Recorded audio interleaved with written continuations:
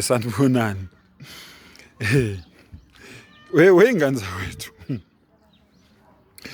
kunobaba bamaNazaretha, nobaba bamaKristu, nobaba bofakazi bakaJehova, nobaba basemaromeni, nabasewesile, nabakule nkonzo leya abathi St John, nabakule nkonzo leya abathi-ke isesiyoni SZCC, abanye-ke bakwamndise, abanye abasitirano, abanye-ke basonta kuleli sonto leli likababa uRadebe bathi Revelation. Yazi labantu bangibuze umbuzo onqala oloku ngihlupha lo mbuzo lo ukuthi ngelinye ilanga ngizowuphendula. Ake ngiwuphendule-ke manje. Yazi bathini bonke labantu laba? Bathi wembatha, ufuna ukusitshela ukuthi zonke ley'nkulungwane lezi zamaNazaretha okunamakhosi phakathi, okuney'nduna, okunabafundisi phakathi, abakhonza unyazi, abakhonza incoyincoyi. Ufuna ukungitshela ukuthi mbatha bonke labantu laba bahambe bumnyameni. Yini nodwa nje nina ningamaSulumane noma ningamaMuslimi enihambe ekukhanyeni. NabamaKristu nabo basho njalo ngokwemikhakha yawo. Ufuna ukungitshela ukuthi mbatha wonke lama Weseli lana amaningi kangaka, ama-Methodist, ama-John Wesley, abalukuzana nabo, ama-Jehovah's Witness nabo, ofakazi bakaJehova nabo bangibuza semkhweni ukuthi njengoba ofakazi bakaJehova begcwele wonke umhlaba befakaza ngezwi likaJehova, bonke labantu laba bahambe bumnyameni.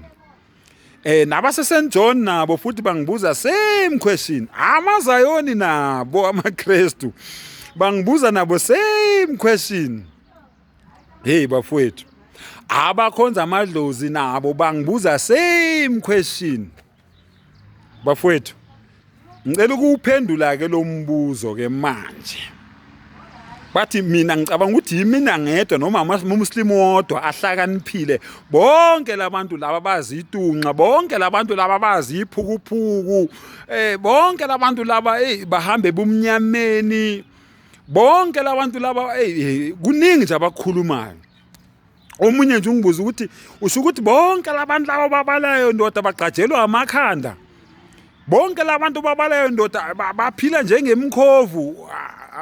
Uthini manje ndoda? Bafowethu, ngicela ukuwuphendula-ke lo mbuzo namhlanje.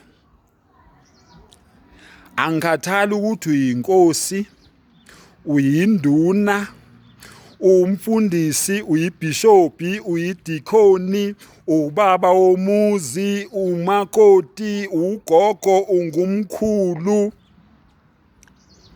Uma ungakhonzi uNkulunkulu umdali wezinto zonke, umenzi wezinto zonke, umdala weinsuku, lo okunguyena othi umhlaba ungowakhe nokugcwala kwawo, izwe nabakhileyo kulo ebala mina nawe la ukhona, angikhathali ukuthi unayiphi position.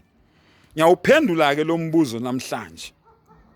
Abazongizonda bazongizonda, abazongimisa inkantolo bazongimisa inkantolo. Angikhathali ukuthi umongameli, ungqongqoshe, uyikhansela, uyini. Mangabe kufanele ngime phambi kwamakhothi ngiboshelwe lento engiyishoyo, kulungile bafowethu, ngizolimela icala lami. Akusho mina, kusho umbhalo. Ungabi nabanye onkulunkulu ngaphandle kwami. Ungazenzeli izithombe ezibaziweyo namfanekiso walutho okusezulwini phezulu nokusemhlabeni phansi nokusemanzini ngaphansi komhlaba. Impendulo yami-ke bafowethu ithi yebo. Wonke umuntu ongakhonzi umdali singamane sisale siwu-10 emhlabeni. Njengoba emhlabeni nje siwu-8 billion. Uma ngabe u-8 ulokuzana u-7 billion, u-7 billion 9,999,000 and 10,000, 990,000. Kusale nje abantu abawu-10,000 kuphela abangabi nabanye onkulunkulu ngaphandle kukamdala wensuku, ngaphandle kukamveli nqangi. Impendulo ithi lonke lolo quqaba lolo luhamba ebumnyameni. Angikhathali ukuthi ukhonza bani, as long ukhonza umuntu odaliwe ozofa ngelinye ilanga, oyebhoshi njengawe, odlayo njengawe, onomfazi nezingane njengawe. Ngelinye ilanga ulinde ukufa, adliwe zimpethu, aphenduke umlotha, abune njengembali, avuthuluke.